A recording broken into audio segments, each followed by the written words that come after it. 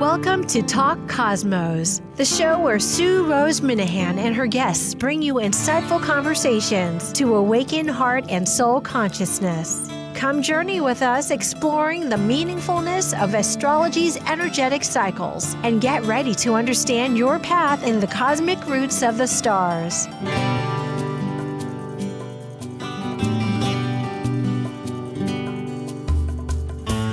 Hello, everybody. I'm Rose Minahan, TalkCosmos. Today is February 1st, and the calendar, the celestial calendar, is igniting us into so many dimensions. We are celebrating within a context of a solar eclipse in 2 weeks, the fire horse, the Lunar New Year, and our subject for today, just a few days after that, where there is a conjunction between our outer planets, the steady Saturn, and the seen and the unseen of Neptune, that are going to be at 0 degrees Aries. And that happens to be, as astrologers are well aware, and we're bringing attention to the general public, the beginning of the zodiac. It's a phenomenal affair, something that we've not experienced. It's routine as far as their conjunction, you might say, but not at the beginning of the zodiac. We'll talk a lot more about that in the future. And we do have a wonderful guest. We'll get all to that at this threshold that we're entering of consciousness is our intent to share. Thank you for joining. And now we're ready. We'll begin. In the first week of the month, TalkCosmos ignites a conversation exploring planet cycle relationships in a cosmos to understand their archetypal consciousness and meaningfulness for individuals and the collective. Blending world events, mythology, and philosophy, these are the astrologers identifying the deeper impact of the planets buzzing in our daily lives. I'm Rose Minahan, founder of TalkCosmos since 2018. I'm an evolutionary astrologer, consultant, speaker, writer, vibrational astrology student, Dwarf Planet University graduate, Kepler Astrology Toastmasters Club charter member. I have a fine arts music degree plus a certificate in jazz. I'm an artist, musician, and certified color energy life coach. Especially, I love mythology and esoteric philosophies. And I'm Dr. Laura Tad. I work as a spiritually oriented psychological astrologer with students and clients around the world. As a counselor, writer, and educator, I love helping people recognize their inner strengths, take advantage of auspicious moments, and navigate times of challenge with greater ease. On my own podcast, Mythic Sky Storytime, I discuss astrology, mythology, and actualizing our full potential. Learn more at mythicsky.com. Plus, a special guest who we will introduce in just a short moment. And as the ancient Hermetic Code reveals, as below, so above. As above, so below. Hello, Laura, Dr. Tad. Hi. Yeah, thank you. This is a treat as we continue into this year. This is such an astounding celestial moment. You put on your calendar, Christmas and whatnot, but this is awakening. It's a moment. Yes. Yeah. As we'll talk about, it's a not all that common phenomena that we're stepping into. This is true. So we'll begin. Here we go. We have with us, Dr. Stormie Grace. Hi, Stormie. Hi. Nice to see you both. It is. I'm so glad you're Zooming or airing in from Spain. We're halfway across the globe in the ocean. Laura on the edge of the eastern continent of the North America, and you in Spain. And I think that really spells out a lot what this new consciousness brings in, is that interconnection of all of our wavelengths. But let me talk about you. Dr. Stormie Grace is in Spain, and her website is stormiegrace.com. She has a YouTube that we'll talk about, at Stormie Grace and her wonderful educational business school at LegatiaAcademy.com. Dr. Tad is mythicsky.com, and she has her YouTube at Mythic Sky Astrology, and myself, TalkCosmos, and at TalkCosmos. So Dr. Stormie Grace, is a professional astrologer. She's a conference lecturer, both nationally and internationally, a keynote presenter, a workshop facilitator, and author with 2 books coming out, one on May 8th through Amazon. I just pre-ordered. You can do it too. And we'll have how to do that in the middle of the segment talk here. She's an instructor with a Doctor of Management, DM in Business. And that really, it informs her new school, or her school with Legatia Academy. And her YouTube is free. It involves a lot of education, astrofluency framework, and more than that, she loves Venus and dedicates Venus Reset, which is transformational program to help women. So look out for that. And I am pleased that you're sharing time with us as you do with Astrology Hub, Evolving Astrologer in Midheaven magazine. It's a compact agenda. That's what happens when you get Mercury and Gemini in the 10th. There's going to be some busyness. We all have a beautiful Gemini. I think that's where we get along so fabulously. Jumping into this immediately, look at the solar system, folks. It's on the 20th of February from our planet here on Earth, where these amazing planets, Saturn, as you can see with the rings, is going to conjunct Neptune way out there, little blue iridescent at 0 degrees zodiac. So keep that in mind. But meanwhile, shifting back, when I researched on Solar Fire, which is one of the wonderful astrological softwares, it goes back to 5000 BC. And as of 4361 BCE, before Common Era, it also was at the 0 point with just 3 degrees, 3 minutes. How can we even begin to think about that? All we can realize, besides understanding what Aries is, and we'll talk about that, was this transition between the nomadic life entering, working into civilization. You know, agriculture and settlements. There were really big towns, big cities with farming communities and domesticating animals and plants. They built, villages. I don't know about towns, but they had villages. So people were congregating and pottery and weaving.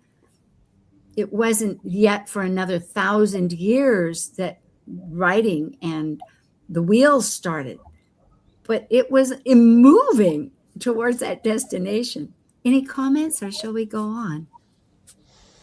Well, I guess just to frame this, so this is a conjunction that happens roughly every 36 years, but its occurrence in Aries is really appears to be the least frequent of any of them. And it occurring at this degree, that's where Sue's bringing up this time period from 6,000 years ago. It hasn't been where it will be on the 20th in 6,000 years. And I did some research as well that to get it close, it was at 2 degrees in 593 BCE, which was the birth of democracy in Greece. Yeah. So huge. I appreciate that because it illuminates, it emphasizes the consciousness, that we can understand that tools help us become more conscious. And as I think back on history, and we try to organize our time differently, and we're certainly organizing according to how we think with the divinity. We'll jump to this in just a moment, because what you're bringing up is so important. And if I can, we'll jump back, jump forwards. Time has no sense. Shall we talk about Aries, the three of us, this spark plug? Stormie, you have some thoughts? Oh, yeah. Well, if you're going to talk about Aries, you're going to definitely have some thoughts.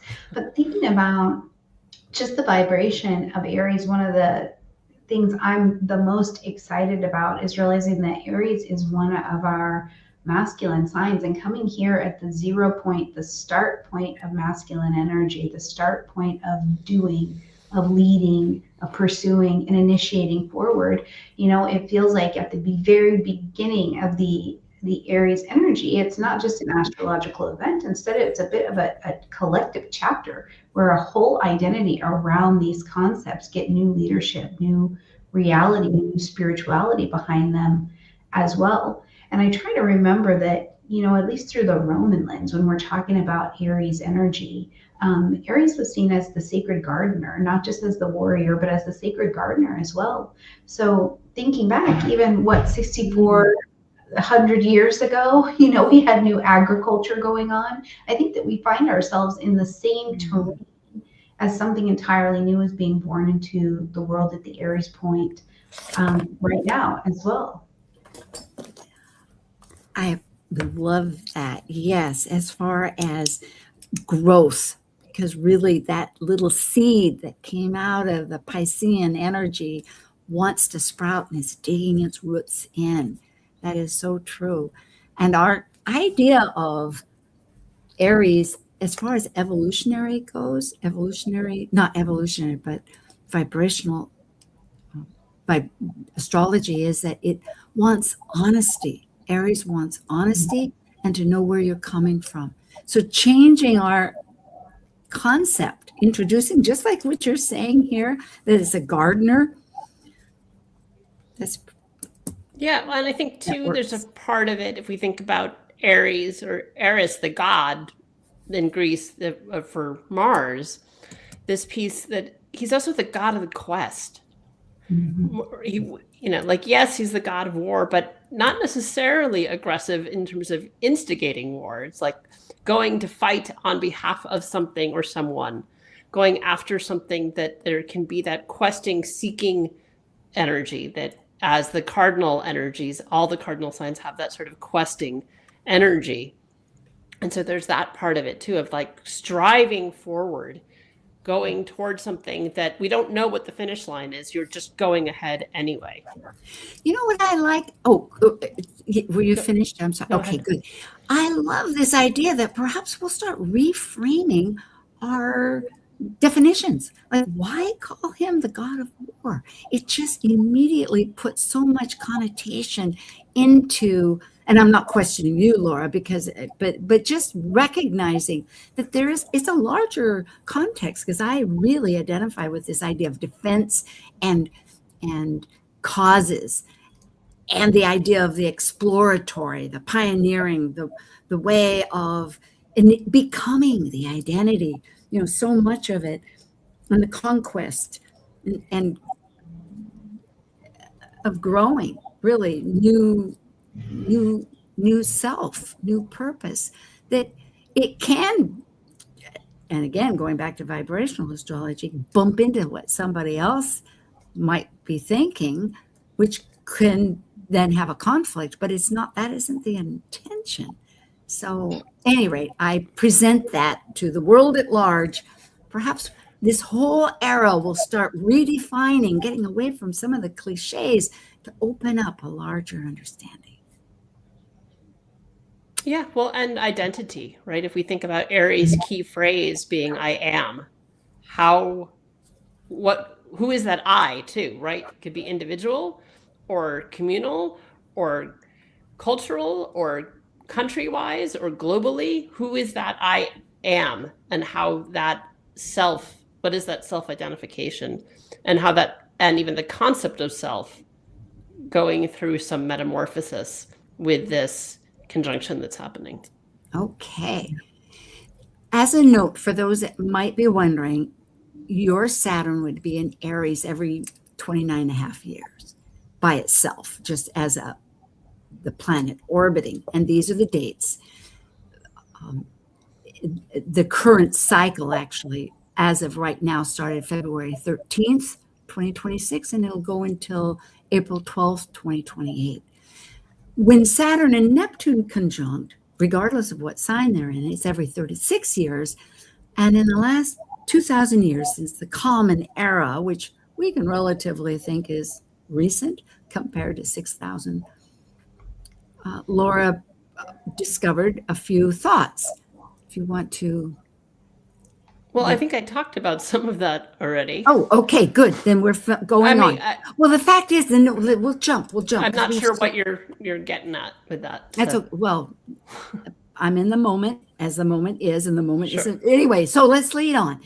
At the beginning of it, interestingly, it was the very first conjunction was in Sagittarius, which, as just a comment here, is really involved with a belief structure. So it seems like perhaps we could say that there is relatively thinking that however we're thinking of new consciousness is having the belief patterns. What are we thinking Sure. Yeah. Well, and so I guess what you were getting at, Sue, and I wasn't following your question. Okay.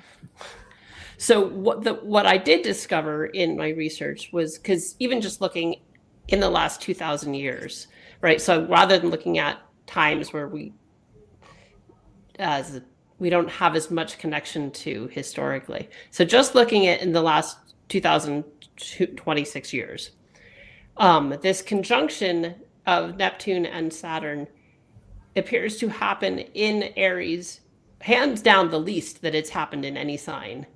And it was tied with Gemini. The next one is in Gemini, but it didn't even start in Gemini till the 1200s.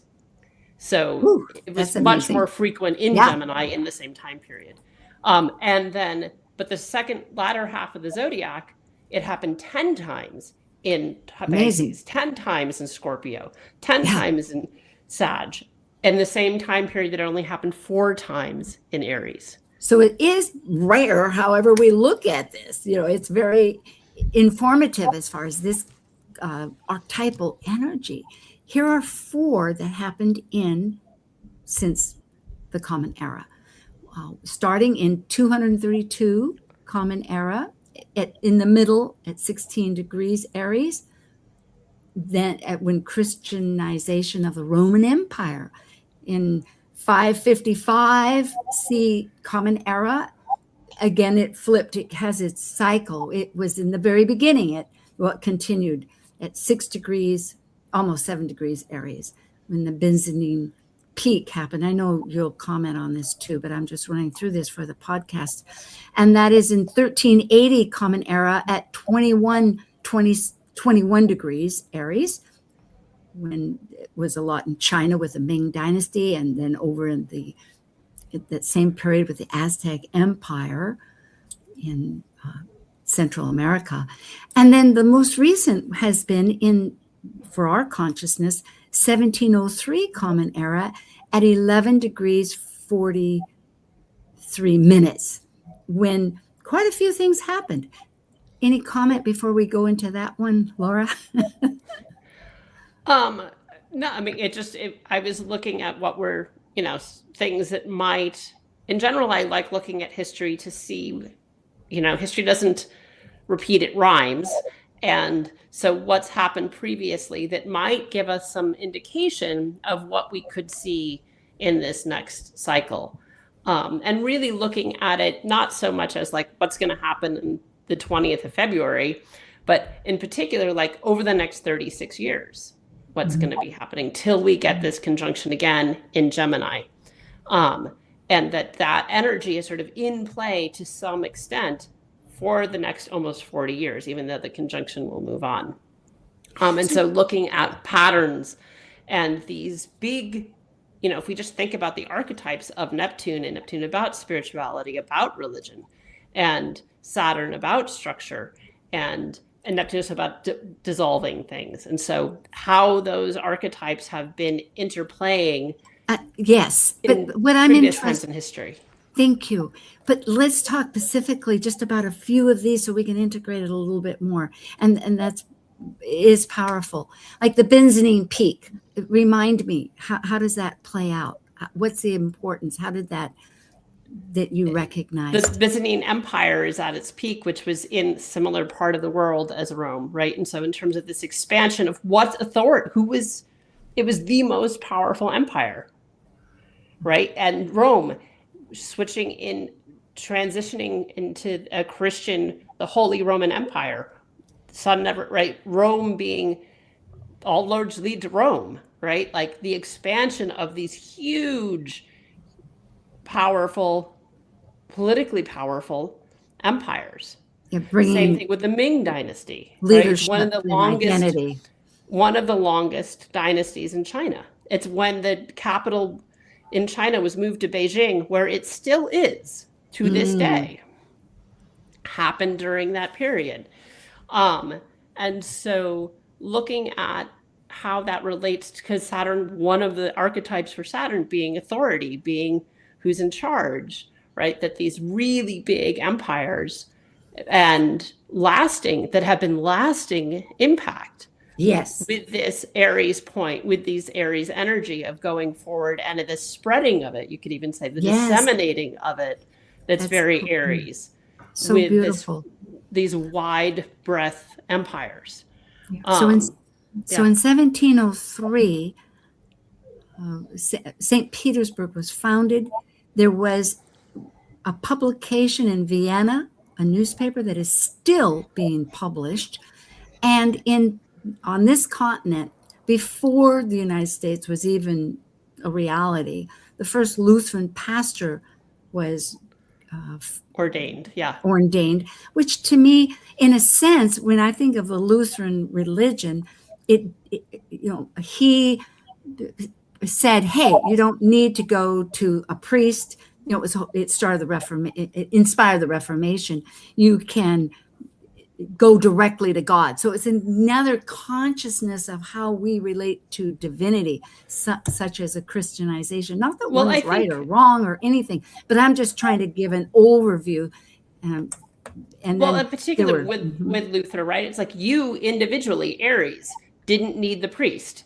Yes, exactly. Right? You could talk to God on your own. Yep. You didn't need to go to the priest. Yes, so that feels very Neptune Aries energy to me in some ways. We have a few minutes here. There's so much packed in here. But looking at the chart itself, it's maybe we have some. Stormie, put you on the spot here if you have some ideas how you want to interpret that.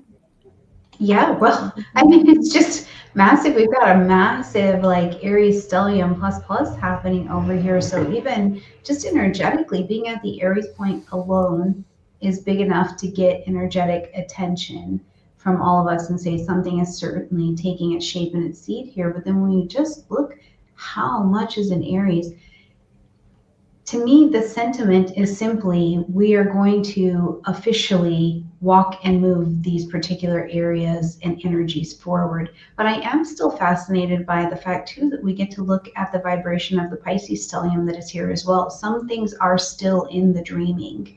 We don't know exactly what they will be just yet, but we do have to begin to trudge forward. And in the Pisces vibration and the Neptunian vibration as well, although they are separate, one of the things I always think of is that we have to envision it in the intangible realms before we can bring it forward in tangible realms. And I always use the example of a chair. Before chairs were chairs, we were just thinking it would be great to not sit on the floor.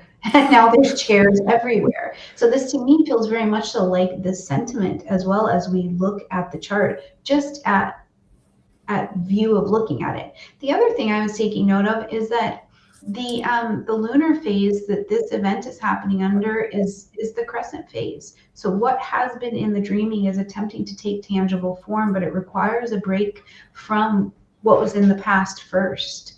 So we are at the initiation point of even being able to do that under this shape of light. And I think that plays a huge role. I work a lot in the lunar phasing, and I think that just plays a huge role in how we'll see this story unfold, aspects separate from that. Just that alone gives us a lot of information. I like that empowerment of happening.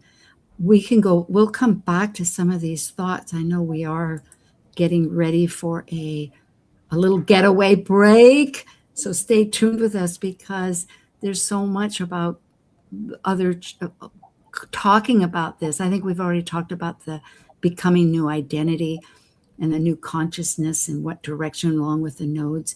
But it is the new start. So thank you. We'll be right back.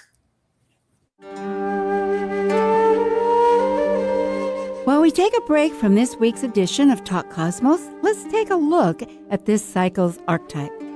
We are currently in the Yang period of Aquarius, ruled modernly by Uranus and Saturn in traditional astrology by the ancients.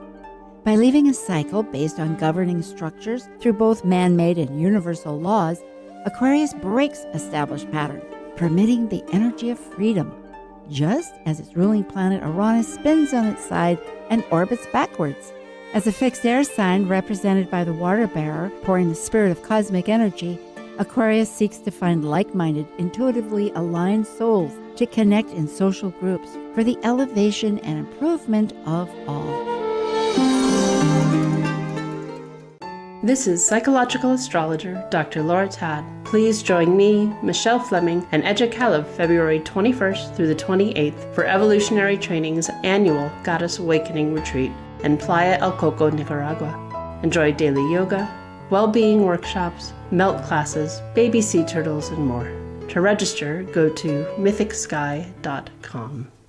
Talk Cosmos ignites insightful conversations to awaken heart and soul consciousness with hour-long programs every Sunday at 1 p.m. Pacific on KKNW. Also available to watch live on the Talk Cosmos YouTube channel and Facebook page. While you're there, make sure you click their like and subscribe buttons so you get the full Talk Cosmos experience. You can listen to earlier podcasts since 2018, either on most podcast carriers or under the video tab on Talk Cosmos YouTube. To join our expedition and find out about upcoming programs, sign up for the newsletter at TalkCosmos.com and launch your week into the cosmic wonder. This is Martha Norwalk. Every Sunday morning, beginning at 9 a.m., thanks in part to the Ananda Institute of Living Yoga, we cover the world of animals. This week, February 8th, it's BEST, Bioenergetic Synchronization Technique and Energy Code Sunday on Animal World. Linda Rasmussen joins us, and we'll take your phone calls, and she can help you and your animal friends with emotional, behavioral, and physical issues. Hope you can join us for Martha Norwalk's Animal World Sunday morning, 9 a.m. to noon, right here on Alternative Talk, AM 1150. Get your daily dose of variety. Alternative Talk, 1150. Okay. We will begin, Doc, with a little in what our panelists are doing. Stormie, you have a book coming out. You want to tell about it? I do have a new book coming out. It's the Big Book of Planetary Aspects, and it focuses on natal aspects and transit to natal aspects in the chart. And it's just like a very big Bible of aspects to help people enter the conversation and improve their astrological fluency. You know, I find that people often, particularly as they're learning, have a hard time getting into the conversation or conceptualizing the way that the planets are having a conversation. So I created a book to be able to help us on that journey. It comes out in May, and I'm very excited. Please go grab it and put it on your bookshelf. I hope it gets to be one of those on the bookshelf for life books. That would be good. Indeed. The link is right here with Amazon. And also you have Legatia Academy besides your other things, and that's for business. Yes? It is. Yes, I absolutely just champion the world of astrologers and creative entrepreneurs running businesses that are aligned but also profitable. I think we've done an amazing job passing our craft down to each other, but we needed a bit more in the business area. And I absolutely love business and helping people build businesses that are right for them. And that's what we do in Legatia. There's no astrology. It is simply about business, but I only work with creative people. So I would love to help anybody who's looking to build something that's their own. That's great. And people can go to StormieGrace.com or LegatiaAcademy.com. Laura, you have lots happening. Tell us a little bit. Yeah, so I have just monthly astrology talks. I give sort of the astrology weather. So that occurs over Zoom on the second Wednesday of the month, just looking at some of the major aspects and how to work with them and unpack them for yourself. And then I have my own podcast, Mythic Sky Storytime, where I talk about different astrological happenings and through myth and meditation and different things. So I've been going thematically through every sign. I've got Pisces left to record, but that comes with a meditation tied to every sign. And so we've changed the dates for the Goddess Awakening retreat. It's now mid-March instead of the end of February. And so now we'll be there for the first day of spring. So part of the rituals we'll be doing is around honoring that transition and that Aries point of that ushers in the first day of spring in the Northern Hemisphere, even though we're pretty close to the equator in Nicaragua. Yeah, so it's an amazing spot right where the jungle meets the ocean, and baby sea turtles and meditation and yoga and yummy food and coconut milk in your coffee that was a coconut yummy. a half an hour before. Goody. So. And you can go to mythicsky.com and find out all about it. And there is a moon journal that Laura has also created, and you can go to mythicsky.com, and it's an open-ended book where you can begin at any new moon that you want, and there's prompts and whatnot. And it's 13 cycles, which is really fabulous. I have one, in fact. And I do have a lunar calendar, or a calendar with the phases and the sign that it's in on my website. It's easy to Google, but then it's there to make it simple for folks to find too. That's a service. For myself, there's plenty of past events here that are recent and still effective. There was a Capricorn Venus star point that Louise Eddington and Laura and I did that was our star point going ahead. And then also next week will be the solar eclipse, and that starts off a whole month of excitement. Jen Ing will specifically focus on the Lunar New Year, as she is trained in Chinese astrology. And then we have a vibrational astrology viewpoint of what the main vibrations will be for this Saturn Neptune that we are now talking about. More illumination, it'll bring up ideas. And then next month, we'll return with Laura for the Virgo lunar eclipse. Well, we have right now, besides what we talked about, as far as those ideas with the chart itself, I have the chart on the inside and 2 charts with the United States on the outside, and then 2 charts with Spain on the inside, because this is a world event. It's not just here with the United States, but for the United States, we can see that in the first slide here that Juno is being interconnected, you could say, yes? And Juno is our sacred contracts or alliances. We're renegotiating perhaps what that identity is in every way, like it's pretty strong. Yeah, well, and I think, the Mars trine, Mars is, it's in less than a degree, or about a little more, it's about a degree of a trine. And that, speaking to that particularly, like Mars being the planet that we associate with Aries, and so that being this thread that so not only is this happening at the 0 point of Aries, but then the Mars is really involved. And how are we going to be proactive? And that this idea that, like, yes, there's this gestational period that Stormie was like, oh, we don't quite know everything because we've got all this stuff in Pisces, and so it's still forming, and yet we're going to be asked to maybe take action even if we don't quite know where we're headed yet. And the United States, by progression, right now is in its progressed new moon time. So it is the sentiment really here that there's so much that is like, you're going to have to step forward on some kind of faith to figure out what's going on here or what's going to be next. It's just written all over, I think, the experience of this conjunction. There's just so much that's not fully tangible yet that's really trying. And so it may take a little bit. I don't think it'll be necessarily like smooth sailing as we get there, but it is possible. And it's right at our root. I mean, it's at the base. When I say we, but the United States, this nation, it's at the IC. So it's very fundamental. We're really and leading up to this, we had a Chiron return of our healing ideas, a Pluto return. I mean, there's various energetic platforms, you could say, incrementally. But right now, I like this idea of the trust, the action, the reforming of identity. And there's a famous Arabic quote, I believe, that's, the translation is "trust God, but tie your camel." That really feels like what this is. I love that. I did. Yeah, thank you. Yeah.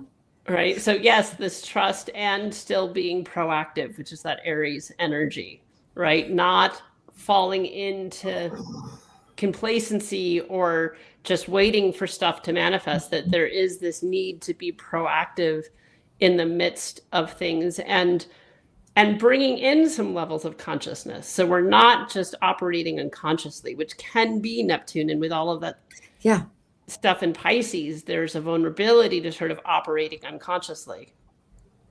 And so like operating without all the knowledge, but still knowing that we don't know, as opposed to just taking trusting action. Perhaps going back, yes, threading what you're saying there, along with what Stormie brought up, of trusting our past, knowing ourselves enough to trust that we can make an educated leap across to the next stone to get through the river. That's one way I think about it. Interestingly, in this chart, Aries, ERIS, which is inclusivity versus exclusion, is requesting, demanding. There is not a request, but offering that what has been excluded must be included. And that's a huge realm, but I find that very powerful to recognize that energy is prevalent.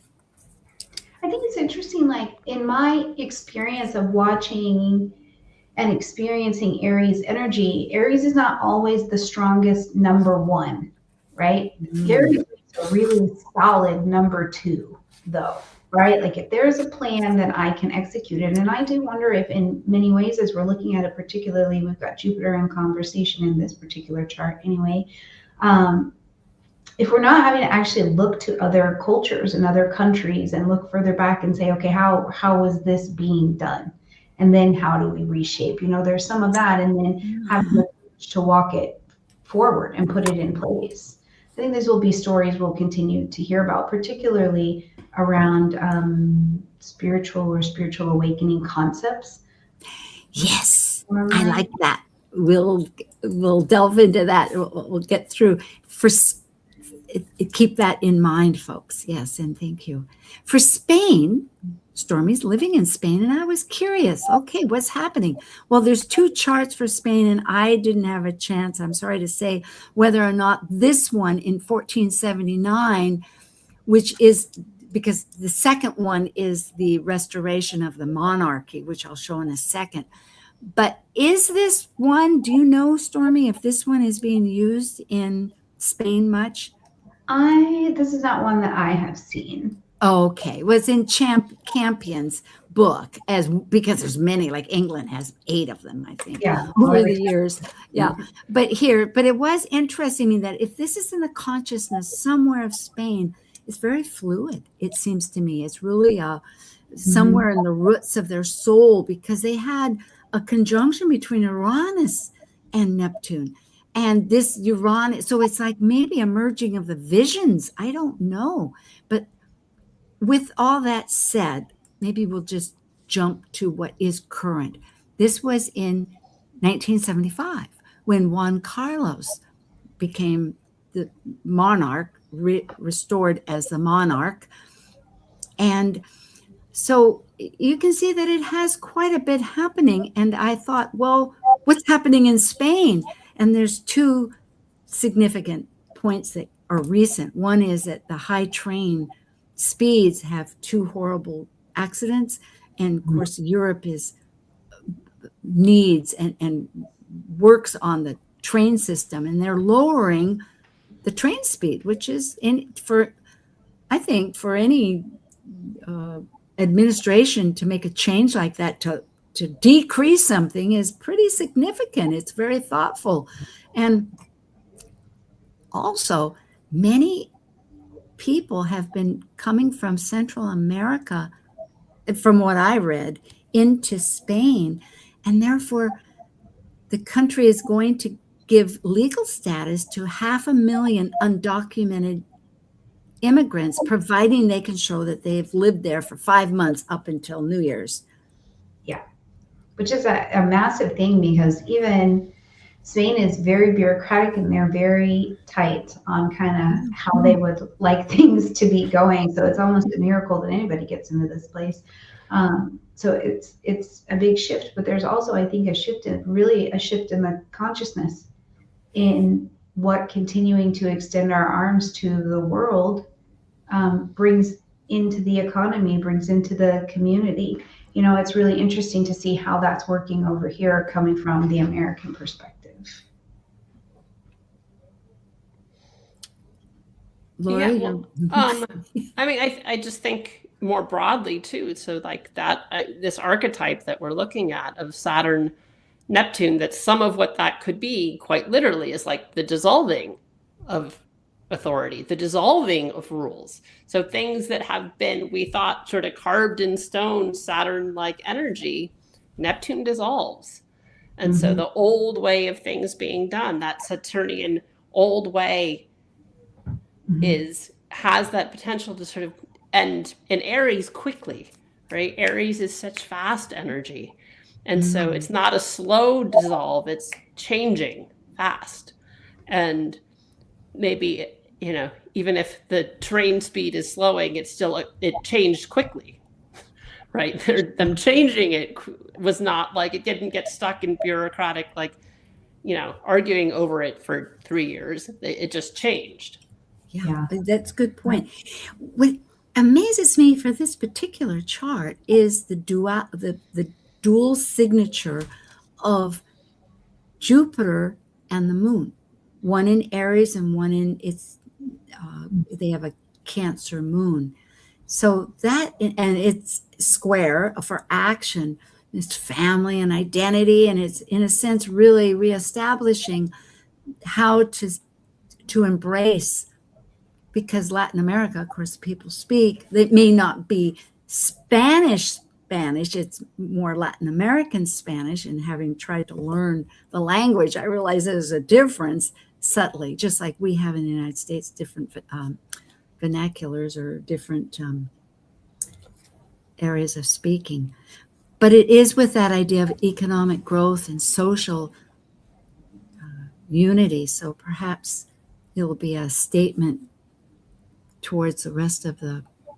Yeah, I believe so. And Spain is so deeply rooted in the family concept that the idea of doing things to make or to keep families together is a A1 priority over here. So this would be, you know, in looking at the patterns that we see when Saturn and Neptune come together in general, like Laura was saying, the belief system's changing or changing very quickly. The power structure is reorganizing, particularly in any country. I think we can look at what are their primary themes, or what do they make a priority, and then we can look at how quickly those new visions are going to be emerging, and then they're going to take action on them. And for Spain, there is a powerful feminine force here. It is around women and families. Really, it's very, very strong here. And depending on where you are, you can feel that, you know, more or less. Hawaii too is very family oriented. The Kiki, you know, it's, yes, indeed, I resonate, which in some ways you wonder where it isn't. Maybe that's the question, but it is so strong, you know, as a culture. Yeah, here. Laura, you've got ideas? Well, just thinking about the feminine and how we were talking earlier, Sue, when we did a little pre-chat of like some of the shifts we may see may be about the feminine coming in new ways in what's been traditionally not open to women in terms of in religion, right? That they just swore in the first female archbishop in Britain ever. Yeah. Right? Yeah. That's seismic. Like, it may seem like, oh, okay, but it's like, no, to have a woman that elevated in the Church of England is a huge change.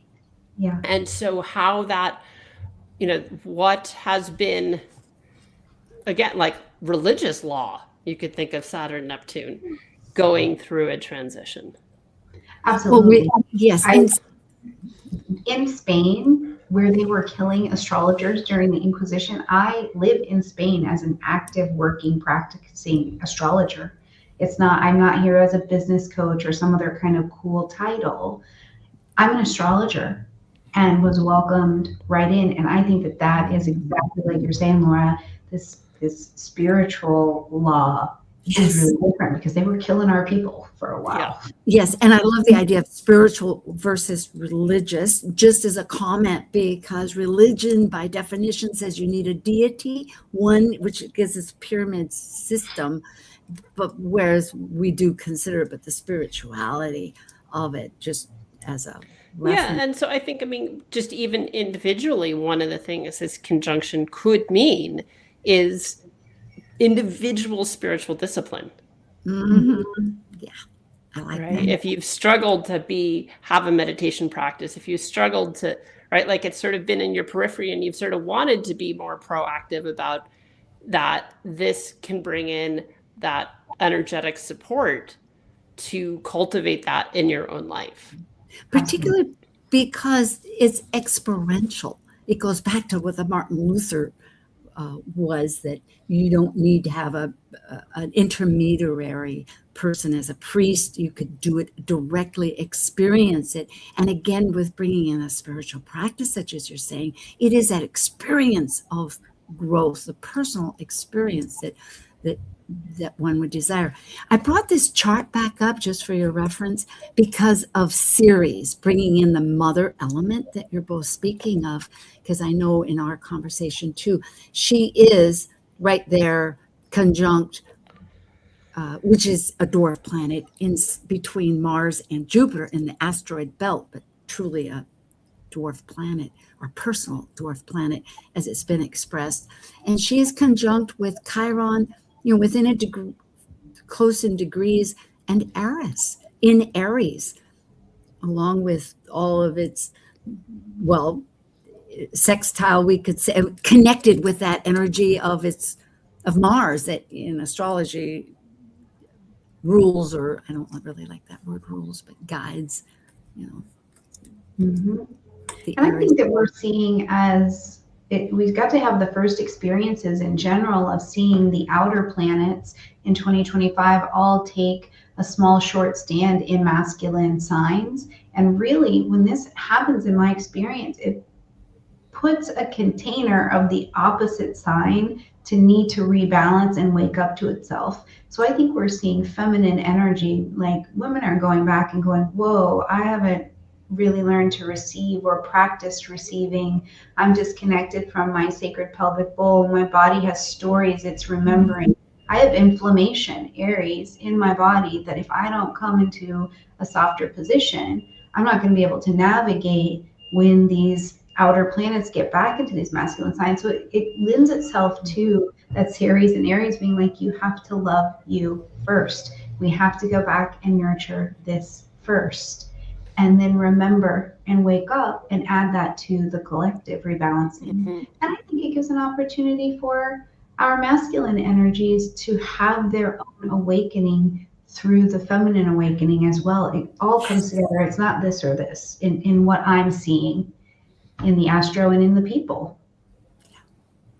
There's great astrologers that are working with the masculine. Adam Gainsbourg, I know, it has regular like you do with Venus, to help men, because we're not separate, how one relates to the other. I love that. Yeah, well, and I think one of the opportunities with that, particularly the Chiron series piece that's sort of happening simultaneously, is like healing the mother wound. Yeah.